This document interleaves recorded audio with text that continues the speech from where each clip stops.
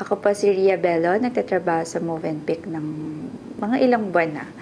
Marami po akong mga gustong ibahagi sa inyo bilang experience ko nung sumali ako sa Movenpick.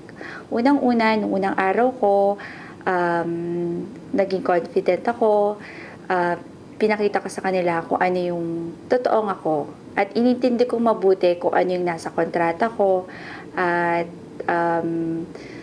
nagustuhan ko kasi yung pagsali ko sa Movenpick dahil yung long-term na goals ko, alam ko dito ko makakamit yon.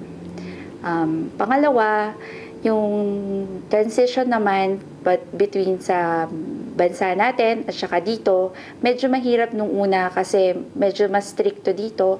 Pero pagdating naman ng pagtagal-tagal, maiisip mo rin na iba't iba kasi yung mga lengguwahe dito, mas marami kang magiging kaibigan, tapos mas marami kang matututunan tungkol sa ibang kultura.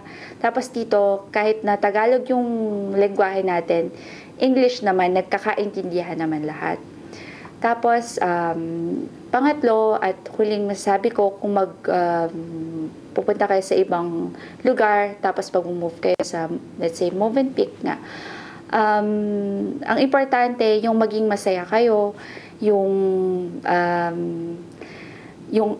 gagawin ninyo, yung alam nyo na yung trabaho na capable talaga kayo na gawin at saka magiging masaya kayo.